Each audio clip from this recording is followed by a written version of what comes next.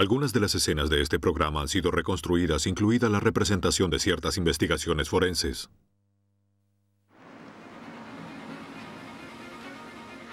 ...765, código 6. Las pistas reunidas en el homicidio desafían las presunciones de los investigadores.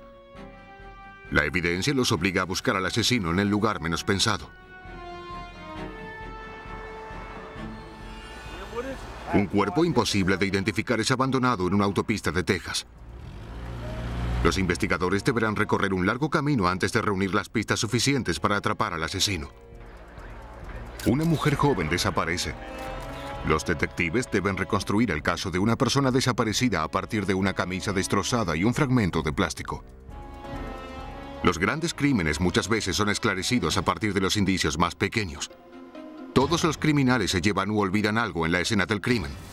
La ciencia forense es la encargada de reconstruir un caso examinando cada vestigio de culpa.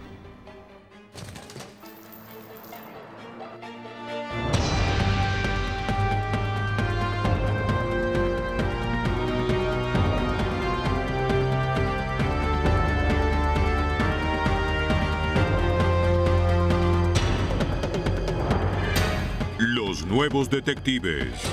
Casos estudiados por la ciencia forense.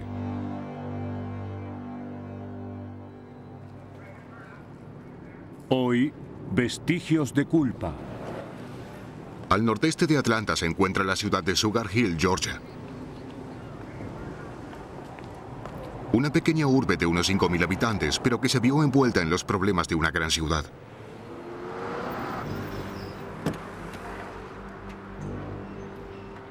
En la mañana del 16 de abril de 1993, el propietario de un taller halló un auto abandonado en su playa de estacionamiento. Cuando miró en su interior, descubrió un terrible crimen. Sobre el asiento yacía el cuerpo sin vida de una mujer. Oficiales del Departamento de Policía del Condado de Gwinnett se hicieron presentes. Por la posición del cuerpo y la dirección de las manchas de sangre, era claro que la mujer había recibido un disparo en la cabeza. Su bolso no estaba en el auto. La policía no halló ninguna identificación, ni tampoco a algún sospechoso. Pero la evidencia indicaba un motivo. El asistente del jefe de policía, John Latty, creyó que era un fallido robo de auto. La llave estaba en contacto, pero el motor no estaba en marcha. Las ventanillas estaban cerradas, pero la suya estaba baja y tenía colocado el cinturón de seguridad. En un crimen no premeditado como el robo de un auto, el criminal deja pocos indicios. La policía incluso no sabía por dónde comenzar. Todo cambió con la llegada de un hombre llamado Michael Thompson. Cuando conducía su auto en las proximidades, advirtió el tumulto. Entonces vio el auto, parecía el de su madre. Para Latty, la llegada de Thompson era mucho más que una coincidencia. Nos llamó la atención que se presentara en la escena del crimen al mismo tiempo que nosotros. Además, tenía un pasado sombrío, tenía un gran prontuario, estaba sospechado por tenencia de drogas y, por lo tanto, las sospechas preliminares recayeron sobre él. Michael Thompson confirmó lo que había indicado la matrícula del vehículo. La víctima era su madre, Imogen Thompson, de 53 años. Cuando la policía investigó el pasado de Thompson, supo que su madre había llamado a la policía a principios de abril para informar de un robo. El oficial de policía del condado de Gwinnett, Michael Chappell, respondió a dicho llamado. Se le dijo que 7 de los $15,000 que la víctima tenía ocultos detrás de su armario habían sido robados. Michael Thompson no lo sabía, pero Imogen le dijo a Chappell que pensaba que su hijo podría haber robado el dinero. Contaba con el oficial Chappell para atrapar al ladrón y, si fuera posible, hallar su dinero. Ante su requerimiento, le mostró el dinero que quedaba. Probablemente rondaba los $7,000. Y todo el dinero estaba en billetes nuevos de $100. El oficial Chappell aseguró a la víctima que el dinero podía ser hallado fácilmente porque eran billetes nuevos marcados con números correlativos. Después del asesinato de Imogen Thompson, la policía descubrió que el resto del efectivo había desaparecido de su inusual escondite. Pensaron que Thompson podría haber matado a su madre por el dinero. Solo tenían que probarlo. La autopsia revelaba que la víctima había recibido 2 disparos en la cabeza a corta distancia con un arma de grueso calibre. Alguien en los alrededores debió oír los disparos.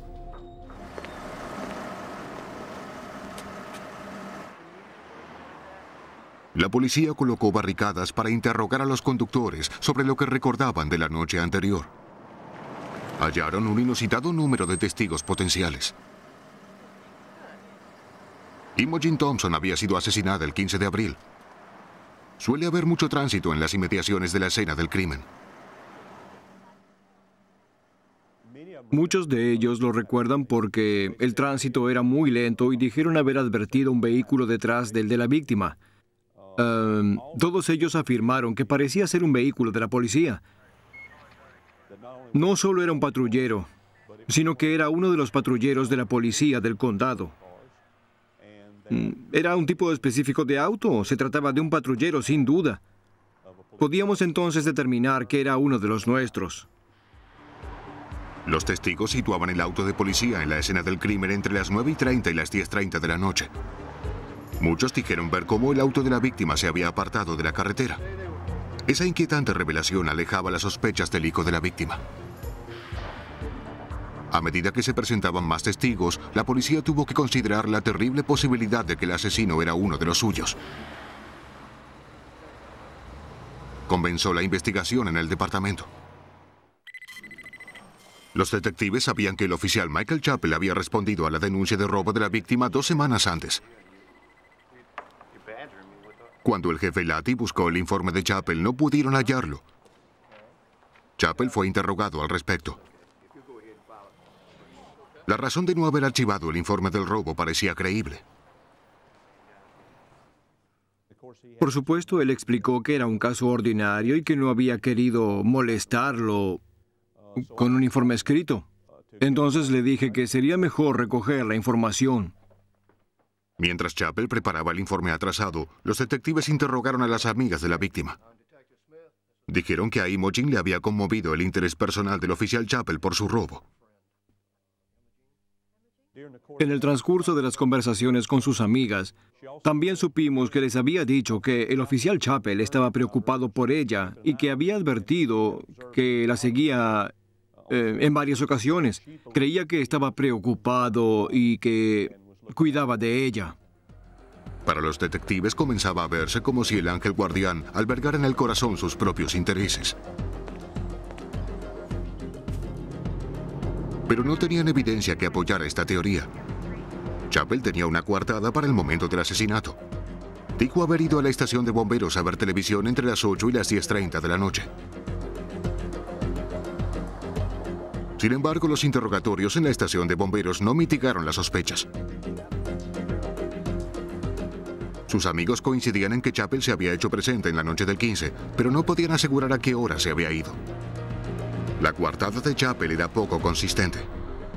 Incluso parecía haber tenido la oportunidad de cometer el crimen.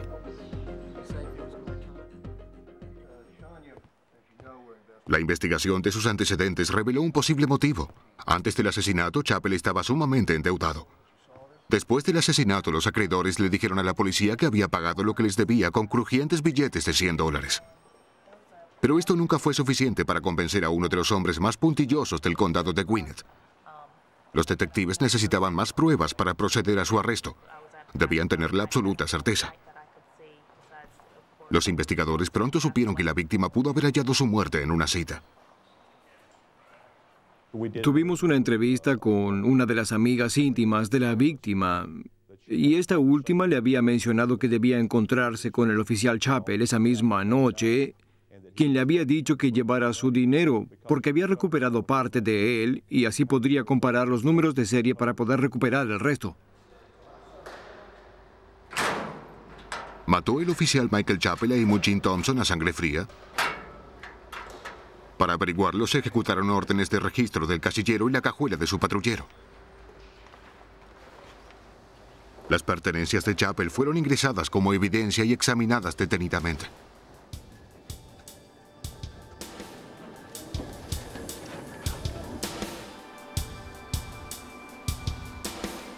Su impermeable fue enviado al laboratorio y examinado para hallar cualquier rastro de evidencia.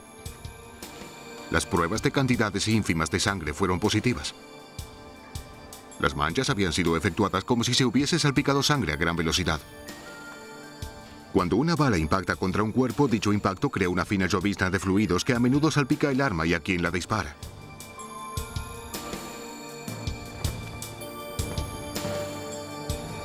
Mientras tanto, la vista aguda de la encargada de un lavadero de autos proporcionó a los detectives otra pista. El oficial Chappell estuvo en el lavadero el día que descubrimos el cuerpo de la víctima e hizo lavar su auto un patrullero de la policía, y también supimos que había pagado por el lavado de su auto con un billete de $100.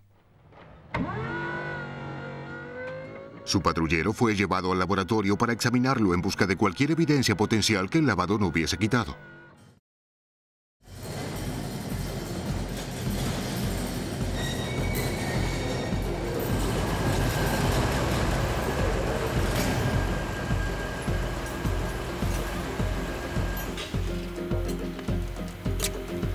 Una cinta adhesiva fue utilizada para levantar cualquier cabello o fibra dejados por la víctima.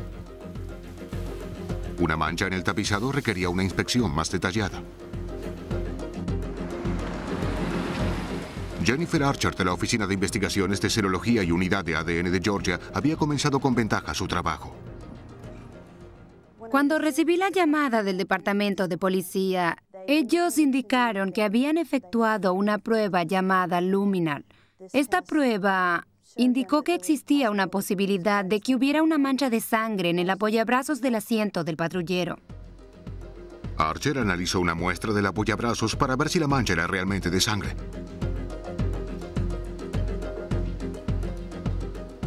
Cada muestra fue tratada con diferentes productos. Frotó la tela con 2 hisopos húmedos. Cada hisopo había sido tratado con diferentes químicos. Ambos hisopos cambiaron de color, confirmando la presencia de sangre. ¿Era sangre humana? Los científicos también tienen una prueba para ello. Una gota de sangre desconocida es agregada a una muestra de antisuero humano, una enzima que reacciona con las proteínas que solo se encuentran en la sangre humana. La jeringa introduce la sangre en el antisuero. Si la sangre es humana, aparece una línea blanca.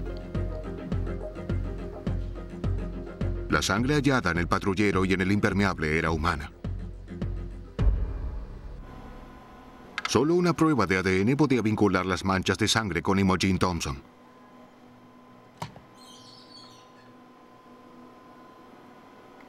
La sangre fue colocada en un medio gelatinoso y sometida a una prueba RFLP. En este proceso, una moderada corriente eléctrica separa los fragmentos más largos y más cortos de ADN dentro del patrón genético del donante. Gracias al análisis, los patrones en el ADN de la víctima se parecen a la muestra tomada del apoyabrazos. El análisis por computadora confirma la equivalencia. La posibilidad de compartir un patrón genético es una en 10.000 millones.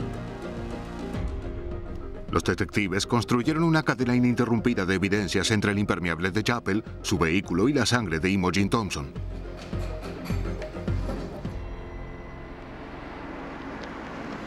Con la evidencia de la ciencia forense, se aclaran los eventos que conducen al asesino. El 15 de abril, Chappell arregló un encuentro con la víctima para robarle el dinero que había dejado el ladrón.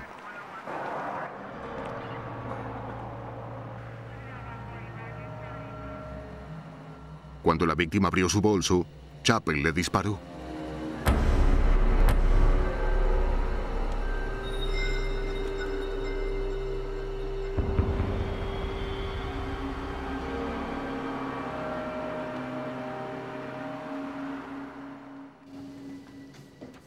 La mayor parte de la evidencia incriminatoria en el abrigo y en el patrullero era apenas perceptible a simple vista. Pero la ciencia forense presentó estos vestigios como prueba ante la corte. Realmente la única pieza clave de la evidencia fue la prueba de ADN. No existen dudas al respecto. Es una evidencia muy poderosa, aunque tal vez mucha gente dudaba de que el oficial Chappell estuviera involucrado y que pudiese haber cometido ese crimen. Y las pruebas demostraron lo contrario, porque se necesitó una evidencia tangible para vincularlo con la sangre de la víctima. Como siempre, la última prueba de la evidencia forense tiene lugar en el recinto de la corte. Después de 18 horas de deliberación, el jurado declaró culpable a Michael Chappell. Pero recibió más clemencia de la que él tuvo con la víctima. Fue sentenciado a reclusión perpetua, la pena más severa acordada por la ley de Georgia, fuera de la pena de muerte. Chappell disfrazó su crimen para que pareciera un fallido robo de auto. Otros asesinos intentan ocultar sus crímenes deshaciéndose del cadáver. Las carreteras que conducen a Houston son tan bellas como la ciudad misma. Pero el 27 de marzo de 1992, unos recolectores de residuos en una autopista de las afueras tropezaron con un desagradable descubrimiento. ¿Qué hallaste? ¿Una TV? ¡Wow! ¿Una TV? Al principio parecía una caja ordinaria. A ver. ¡Vamos! Pero cuando levantaron las solapas, se hallaron en presencia de un improvisado ataúd. Oh, ¿qué es esto? ¡Oh, Dios! Oh, apesta. Dentro yacía el cadáver descuartizado de un ser humano.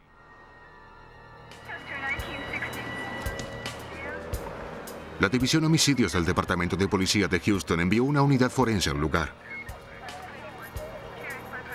Los técnicos registraron el borde de la carretera en busca de evidencia. La víctima llevaba muerta varias horas. Descuartizar el cuerpo pudo derramar mucha sangre. Pero ni una gota de sangre o cualquier otro indicio fueron descubiertos en los alrededores. El sargento Mike Peters creía más en la evidencia dejada en cualquier otro lugar. No se trataba de la verdadera escena del crimen, solo fue el lugar donde la víctima fue depositada por el asesino después de haber cometido el crimen. La policía dependía del contenido de la caja para llegar al asesino. Además del cuerpo, no contenía mucho más. Solo una vieja manta.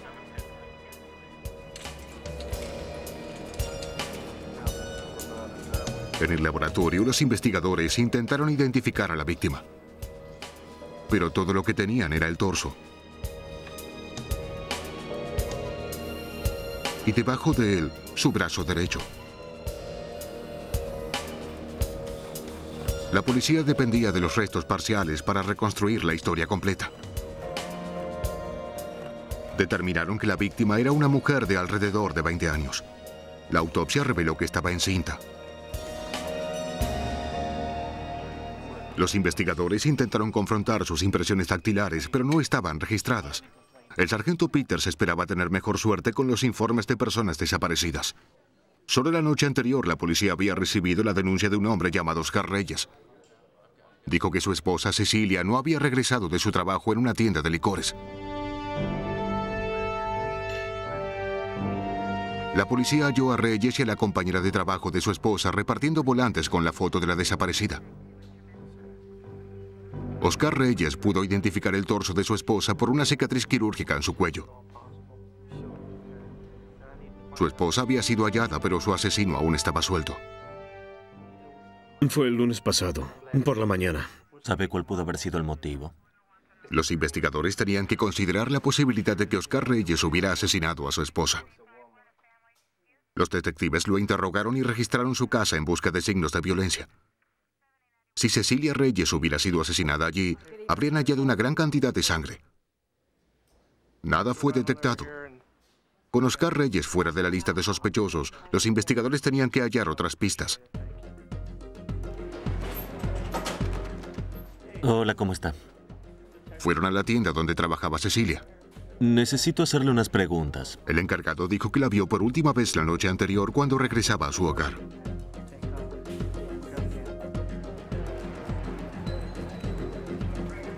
Sus compañeras la describieron como una mujer alegre y de buen corazón, sin enemigos conocidos. Pero tenía un admirador no deseado. Hola. Un hombre llamado Gerardo Márquez de vez en cuando merodeaba la tienda. Dijeron que le gustaba cortejar a las mujeres, especialmente Cecilia. A menudo le llevaba presentes, aunque ella los rechazaba.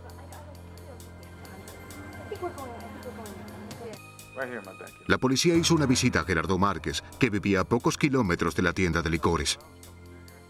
Tenía 36 años, trabajaba medio tiempo construyendo cercas y tenía una novia. Se mostró apenado cuando supo de la muerte de Cecilia Reyes. Difícilmente parecía el tipo de monstruo capaz de matar y descuartizar a alguien. No dudó en permitirle a la policía registrar su departamento. Cuando se le interrogó acerca de los rasguños en su rostro, Márquez le dijo a la policía que se había lastimado trepando una cerca. Sus explicaciones parecían creíbles. Sus modales eran totalmente correctos.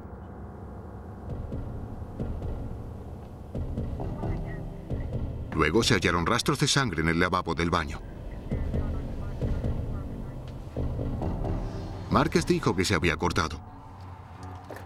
Los detectives llegaron a la conclusión de que si el cuerpo hubiera sido descuartizado aquí, mucha más sangre debería haber sido derramada. La identidad del asesino y la escena original del crimen seguían siendo un misterio. En el laboratorio criminal del Departamento de Policía de Houston, los técnicos buscaban indicios que esperaban pudieran conducirlos a otros sospechosos. Rastrearon la caja hasta una fábrica que se hallaba en el mismo vecindario que Márquez, pero la pista no prosperó.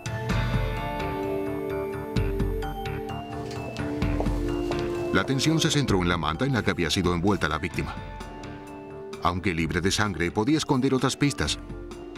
Cabello, fibras y otros rastros de evidencia fáciles de olvidar son a menudo más reveladores que una mancha de sangre visible. La criminalista Raiden Hillman la examinó. Había muchas áreas que parecían como manchas, pero tenían una forma particular que indicaba que tal vez un mueble había sido apoyado sobre la manta y lustrado o pintado sobre ella. Midió las marcas de las manchas oscuras. Las patas del mueble que había reposado sobre la manta formaban un rectángulo de 35.5 centímetros de ancho por 63.5 centímetros de largo. Mientras tomaba las medidas, también advirtió diminutas plumas alojadas en la trama de la manta. Las envió para su análisis. En un caso con pocos indicios, los detectives hacen lo máximo con lo que tienen. Pidieron a la novia de Márquez que fuera a la central de policía para otro interrogatorio. Ella mencionó que Márquez tenía una manta manchada con pintura. Es un error. No la había visto últimamente. La manta parecía vincular a Márquez con el crimen. Pero los detectives debían estar seguros de que se trataba de la misma manta mencionada por la chica. La distancia entre los puntos de pintura proporcionaría la respuesta. Con estas medidas, el sargento Steve, Shirley y yo fuimos a la casa de Márquez y medimos la distancia entre las patas en la base del escritorio y medían igual que las marcas en la manta. Las manchas oscuras en la manta coincidían con las dimensiones del escritorio de Márquez. Luego, Hillman tuvo que asegurarse que las marcas provenían del escritorio. Siguiendo el rastro de la evidencia, dedujo que si el escritorio dejó su marca en la manta también debió dejar sus huellas en el escritorio. Tenía que haber fibras de la manta adheridas debajo de las patas del mueble y el asesino debió llevarla al lugar donde había cometido el crimen. La teoría de Hillman sobre las fibras pronto fue dada como cierta. Los investigadores hallaron diminutos filamentos adheridos a la punta de las patas del escritorio. Los investigadores comenzaron a construir un caso contra Gerardo Márquez. Para establecer un vínculo entre la víctima y el apartamento de Márquez, Hillman utilizó un analizador de espectro infrarrojo para comparar la pintura en la manta con la pintura del escritorio. Muy bien, vamos a hacer una comparación con la pintura hallada en el apartamento. El analizador irradia luz en la muestra que la absorbe y la refleja en ciertas direcciones formando un espectro. El aparato luego mide cómo la muestra absorbe la luz y muestra las mediciones como una serie de montañas y valles. Cada sustancia tiene su propia marca espectroscópica. Observando en el espectro total podemos ver qué tipo de pintura es y también podríamos comparar esta muestra conocida con cualquier muestra desconocida. El espectro de la pintura del escritorio y de la manta se alinearon. Las pinturas coincidían.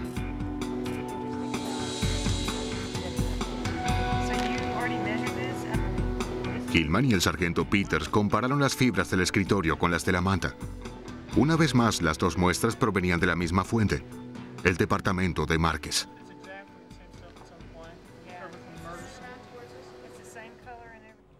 Tenía que responder algunas preguntas sobre por qué aquella manta, que estaba obviamente vinculada con la víctima, estaba ahora relacionada con su apartamento. Basándose en la información del laboratorio, los detectives creían haber hallado a su hombre. Regresaron a la casa de Márquez. Siguió cooperando y dejó en claro que estaba ansioso de que la policía resolviera el caso. Admitió que la manta era suya, pero luego de utilizarla para pintar la arrojó junto a los residuos. El verdadero asesino debió tomarla para envolver el cuerpo. La explicación era conveniente e irrefutable. Pero los investigadores tenían aún trabajo por hacer. Volvieron a examinar el baño utilizando leucomalaquita, un químico que hace brillar los restos de sangre. Iluminó sangre en la cortina de la ducha. Esas manchas no debieron ser el producto de un corte menor. Pero nuevamente Márquez tenía una explicación conveniente. Afirmó que mataba a sus pollos en la tina. Aquí es donde guardo los pollos. El freezer contenía la prueba y la probable fuente de las plumas que Hillman halló en la manta. Mientras estaban en la cocina, Márquez ofreció algo de comer a los investigadores. Gerardo Márquez estaba actuando como un hombre que era o completamente inocente o de una sangre fría total.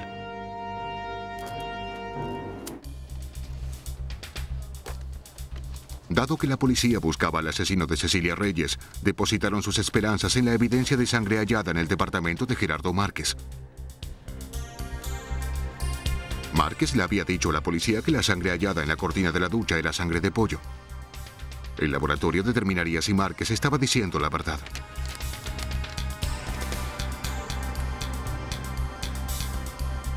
Las muestras de sangre fueron examinadas con antisuero humano. Reaccionaron, probando que la sangre en la cortina de la ducha provenía de un humano y no de un pollo. Pero los investigadores no hallaron la sangre suficiente para completar todas las pruebas necesarias o para indicar que el asesinato había sido cometido allí. Sin embargo, había suficiente sangre y suficientes preguntas que justificaran otra visita a Márquez. Los técnicos se hicieron presentes para levantar la cerámica del piso del baño. El cuarto había sido fregado a fondo, pero la evidencia permanecía debajo de la superficie. Era evidente que había habido mucha sangre, la suficiente como para penetrar por debajo de las cerámicas del piso.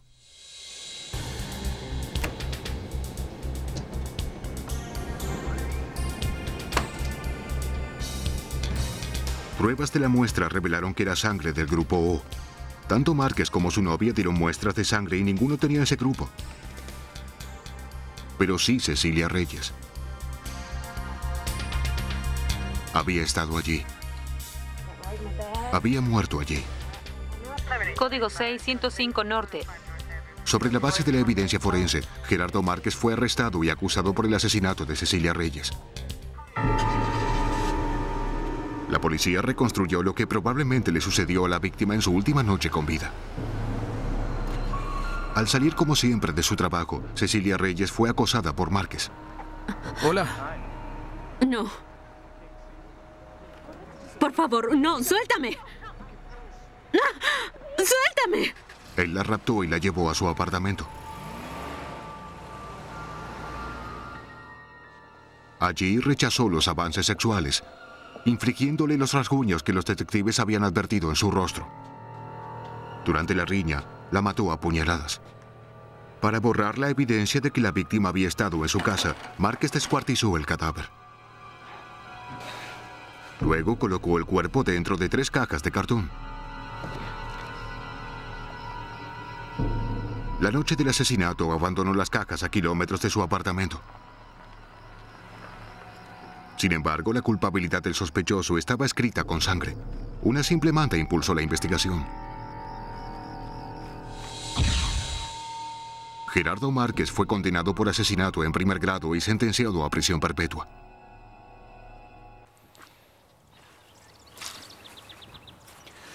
A menudo los asesinatos más intrincados son resueltos con las pistas más simples. La cuestión es saber dónde buscar y cómo utilizarlas. Muchos casos de homicidio comienzan con un cadáver. Este comenzó con una observación fortuita. Una camisa rasgada, oculta en el césped y una mancha oscura en el pavimento que podría ser sangre. Cuando el oficial Kenny Corcoran los advirtió un domingo después del desayuno, en una carretera en Tangipahoa Parish, Luisiana, supo qué hacer. Llamar al detective Chester Prickett. ¿Es lo que hay, Chester? ¿Sangre en el pavimento o tenemos la marca de un auto? En cuanto llegó, Prickett quiso ver lo que Corcoran había hallado. Había una mancha en el pavimento. Corcoran explicó que probablemente pertenecería a un venado o un perro arrollado por un auto.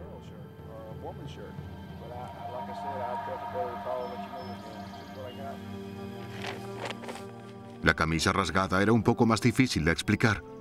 Ambos hombres coincidieron que podían indagar más sobre el asunto. Bien, haremos así.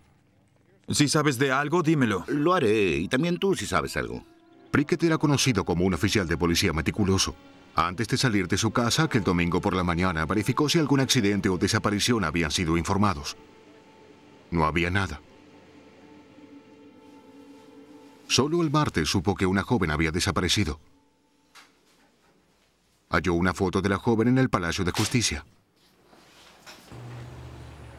Rebecca Forbes, de 19 años, estudiante de preparatoria, quien había desaparecido hacía apenas 48 horas. Tenía puesta una camisa blanca que parecía coincidir con la que había hallado el domingo. Tendré que hablar con su familia para saber más sobre lo que tenía puesto.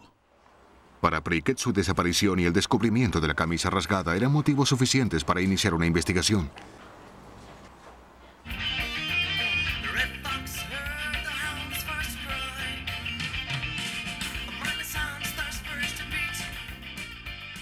...6:30 de la tarde, sábado 28 de abril de 1990.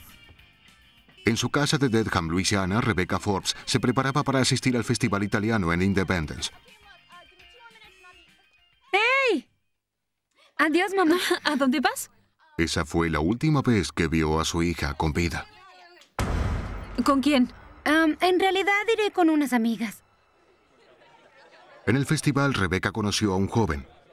Hablaron, bailaron y estaban aún juntos cuando los amigos de Rebecca le perdieron el rastro. Nadie de ellos recuerda haber oído su nombre. Pero Prickett esperaba que con ayuda de la policía estuvieran en condiciones de identificarlo.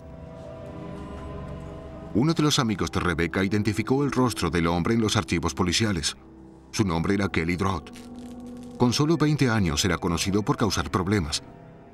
Había sido arrestado más de una vez por robo de vivienda. En tanto, Prickett interrogaría a Drott para verificar su versión de los acontecimientos en el festival. Antes esperaba tener el informe sobre la camisa que Kenny Corcoran había hallado. En el laboratorio criminal de Luisiana, Prickett entregó la camisa a los forenses George Skiro y Pat Lane. Les pidió que averiguaran todo lo que pudieran. El análisis de Skiro comienza con el estado físico de la camisa. Investigó lo que se llama rastros de evidencia, cabellos, fibras, cualquier tipo de material que estuviese adherido. Luego la pregunta más elemental. ¿Las manchas oscuras eran realmente sangre? Para determinarlo, Skiro llevó a cabo una serie de análisis químicos con el propósito de confirmar o descartar la presencia de sangre. Primeramente, un hisopo fue humedecido con agua destilada. La sangre se disuelve en el agua tornando la punta del hisopo marrón. Luego se agregó un reactivo llamado fenotalina. Entonces, si hay presencia de sangre, la mancha marrón comienza a tornarse verde. Luego una gota de peróxido de hidrógeno. La sangre produce un color rosado intenso. Finalmente, Skiro llevó a cabo una prueba para confirmar su diagnóstico. Muy bien. Agregando otro químico, buscó cristales rojos de hemocromógeno, un complejo químico que solo se forma ante presencia de sangre. Y este es el paso final para probar si la sustancia es sangre. No especifica el grupo sanguíneo, solo dice si hay presencia de sangre. Para Skiro era solo el comienzo. Tendría que efectuar análisis más complejos. La sangre hallada era humana o animal. Y si era humana, ¿a quién pertenecía? La obtención de respuestas urgía a medida que avanzaba la investigación. Mientras tanto, Prickett regresó a la carretera Smiling Acres, que fue declarada escenario del crimen. Sus hombres revisaron el piso en busca de algo. Cualquier cosa insignificante podía constituir una pista. Recogimos colillas de cigarrillos. La existencia de saliva en las colillas puede ser de ayuda. Hallamos un par de latas de cerveza y una botella que también puede servirnos. Y hallaron esto, una diminuta pieza de plástico transparente. Voy a remitir esto y otros efectos al laboratorio para ver si pueden hacer algo con ellos. ¿Era el fragmento de plástico solo un residuo o constituía una pista? Pasarían muchas semanas antes de que surgiera su verdadero significado. Creo que tengo una buena información. El viernes 4 de mayo, 6 días después de la desaparición de Rebecca Forbes, el detective Chester Prickett finalmente halló al sospechoso Kelly Drodd. ¿Tuvo simplemente un breve encuentro con Rebecca o sabía más de lo que estaba preparado para declarar? Drodd admitió haber conocido a Rebecca. Ella le había pedido un cigarrillo. Bailaron. Alrededor de las 10 desapareció en la multitud y dijo que fue la última vez que la vio. Acompañante fortuito o no, la historia de Kelly Drodd comenzaba a desmoronarse a medida que los investigadores examinaban su auto. En la cajuela no había tapete ni piso que la cubriera. Había sido arrancado. Y en la rueda de auxilio había agua, lo que nos indicaba que había lavado el auto.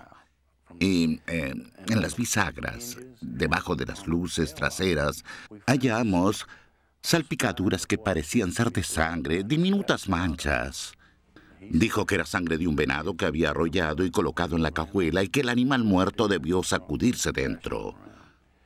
Eso no tenía mucho sentido. Prickett ordenó la confiscación inmediata del auto del sospechoso. Sería también examinado por George Skiro y Pat Lane en el laboratorio. Buscaré en lugares poco comunes. Por ejemplo, si alguien intenta limpiar la sangre, ¿dónde va esa sangre? Podría haberse filtrado entre los cojines del asiento o haber ido dentro de la trampa del tapizado. Miraré en todos esos lugares fuera de lo común. Mientras seguía la investigación, Skiro comenzó a advertir sangre en lugares ilógicos para alguien que había matado a un venado. Sangre en descomposición dentro de los paneles y en el interruptor de las luces.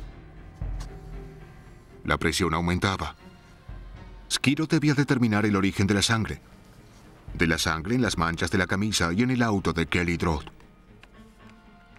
Una vez que determinamos que se trataba de sangre humana en la blusa y sangre humana en la cajuela, el siguiente paso era determinar el grupo sanguíneo y al analizarla, pudimos determinar que la sangre de ambas muestras de la blusa y de la cajuela del auto pertenecía al grupo O. El análisis fue menos concluyente de lo esperado por Skiro. El grupo O es el grupo sanguíneo más común. Resultó que tanto la posible víctima como el posible sospechoso poseían ese grupo. Por lo que no suministró ninguna información de valor. Luego enviamos la muestra para análisis de ADN para ver si un perfil genético más específico podía ser construido. Se requerirían varias semanas para completar las pruebas de ADN. Pero antes el caso daría un dramático giro. Domingo 19 de mayo, 3 semanas después de que Rebecca Forbes fuera vista por última vez. 2 hombres que cazaban a orillas del río Tangipahoa tropezaron con un cuerpo en estado de descomposición. Por la forma en que este caso comenzó, era un misterio. Se habían hallado algunas ropas ensangrentadas en medio de la carretera. Lo siguiente fue hallar un vehículo que tenía sangre en su interior, supuestamente de venado, pero probamos que era sangre humana. Y lo último que necesitábamos para terminar de reconstruir este caso era hallar el cuerpo que pudiera vincular todos estos diferentes datos. GeneScreen, uno de los laboratorios de análisis más sofisticados de los Estados Unidos, era fundamental para conectar los elementos del caso Rebecca Forbes.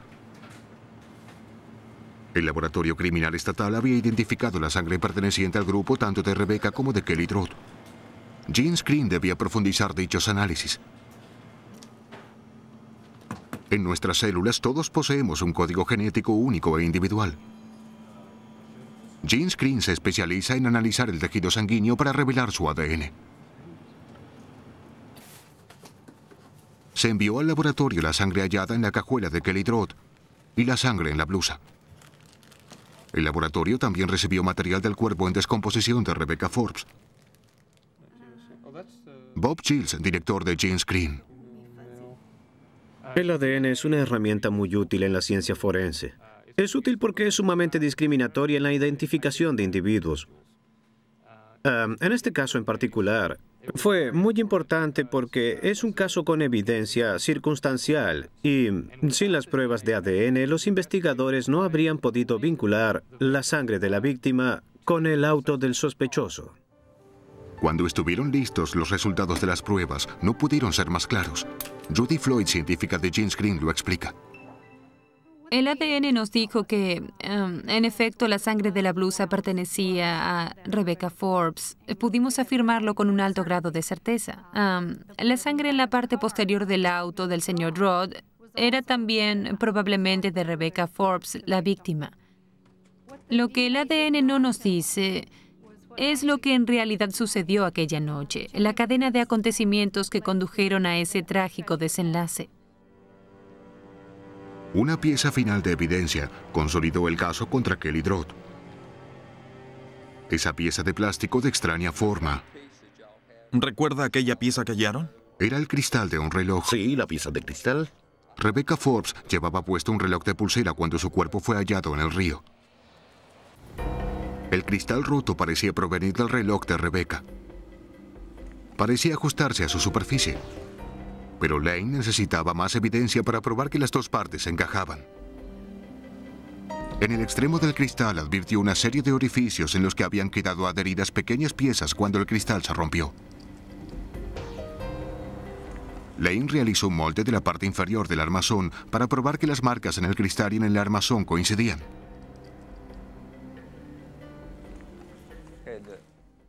Bien, en la pieza que vemos ahora a la derecha, encontraremos orificios microscópicos producidos por la superficie del reloj. Más específicamente la zona del armazón, donde el cristal en realidad debió estar adherido dentro y sobre el reloj. Ahora Lane podía efectuar una comparación detallada entre las muescas alrededor del borde del cristal y los fragmentos del plástico aún atrapados en el armazón del reloj. Dicha pieza de cristal coincidía con los pequeños cortes imperfectos que estaban adheridos en las marcas a lo largo del borde y realmente parecía ser una fractura que correspondía a dicho cristal. Con la última pieza de la evidencia en su lugar, los investigadores estaban en posición de reconstruir lo sucedido aquella noche en el festival italiano. Rebecca conoció a Kelly y bailó con él. Alrededor de la medianoche la llevó a dar un paseo en auto. Se detuvieron en la carretera Smiling Acres, donde riñeron. Enfurecido, Kelly Drott mató a Rebecca Forbes. En este caso, obviamente la víctima murió, no puede hablar. El sospechoso no sabemos si dice la verdad cuando habla. La evidencia física no miente. Tiene la facultad de decirnos que algo sucedió en ese preciso instante en que la víctima murió. No necesariamente nos dará toda la secuencia de los acontecimientos, pero nos permite al menos evaluar el momento particular en que ocurrió el hecho. Entonces, puede oponerse a la declaración hecha por el sospechoso. El 23 de mayo, solo 4 días después del descubrimiento del cadáver de Rebecca, Kelly Drott fue arrestado. Condenado por homicidio culposo, fue sentenciado a 21 años de prisión. Bien, Kelly trabajaba como albañil en una planta procesadora de pollos y tuvo una discusión con uno de los empleados que trabajaba con él. Le dijo al sujeto días después que si no hubiese medido sus palabras estaría en el río, como esa joven que había arrojado allí. La evidencia que puede ser advertida a simple vista es vital para resolver un asesinato. Pero la ciencia forense, unida a rigurosas técnicas de investigación, saca a la luz los más pequeños indicios y hace que más asesinos sean llevados ante la justicia.